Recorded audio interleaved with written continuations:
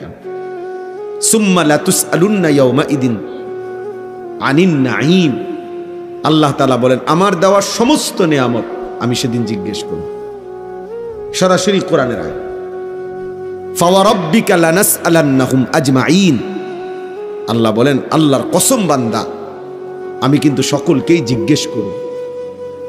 কোরআন শরীফের আয়াত।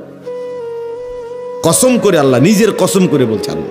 আল্লাহ আল্লাহর কসম খাইয়া বলছে যে আমি আল্লাহ আমার নিজের কসম করে বললাম আমি কিন্তু সবাইকে জিজ্ঞেস করব। ইন্নাস সামআ ওয়াল বাসারা ওয়াল ফুআদা কুল্লু উলাইকা কানা আনহু মাসউলা। আল্লাহ বলছে নিশ্চয়ই কান, চোখ এবং অন্তর সেদিন হাসরের ময়দানে জিজ্ঞাসিত হবে। মানে আমি আল্লাহ জিজ্ঞেস করব, আমার প্রশ্নের উত্তর দিবে। এজন্য দোস্ত ওই অমুকের সাথে তমুকের সাথে সম্পর্ক তিনি আমার জন্য সব তরায় দিবেন, ভাসাইয়া দিবেন না ভাইয়া, এটা না। আপনাকে হিসাব দিতে হবে, আপনাকে একাকী প্রশ্নের উত্তর দিতে হবে, আপনাকে একাকী আল্লাহ তাআলার মুখোমুখি হইতে হবে। সুপারিশ মানে নাজাত না।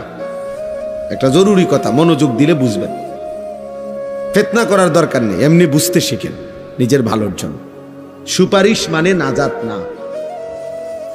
নবীগণ সুপারিশ করবেন, আউলিয়াগণ সুপারিশ করবেন, শহীদগণ সুপারিশ করবেন, হাফেজে কোরআন সুপারিশ করবে, হাজী সাহেব সুপারিশ করবে।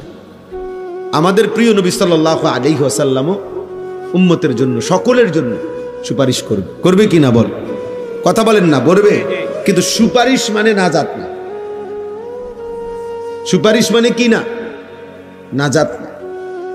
মানে সুপারিশ করিলেই সে জান্নাত, না না।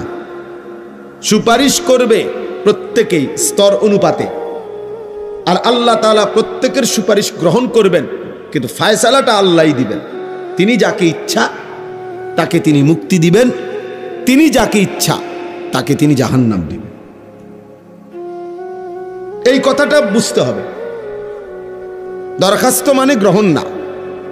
দরখাস্ত দিছি অতএব আমি পেয়ে গেছি, পৃথিবীর কেউ এটা বলে না।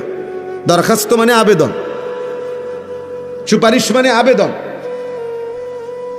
এরপরে যার কাছে সুপারিশ করলাম তিনি গ্রহণ করা না করা তার ইখতিয়ার, তার ইখতিয়ার। এই জন্য এটা জরুরি বিষয়, প্রত্যেককেই এটা ভাবতে হবে। নবী সাল্লাল্লাহু আলাইহি ওয়াসাল্লাম সুপারিশ করবেন।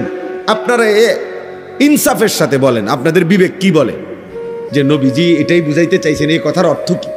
এই কথার অর্থ হলো উম্মত, যে তুমি মৃত্যু পর্যন্ত চুরি, ডাকাতি, জিনা, ব্যভিচার, মদ, জুয়া, সুদ, ঘুষ যত অন্যায় করতে থাকো, আমি সুপারিশ করে তোমারে জান্নাত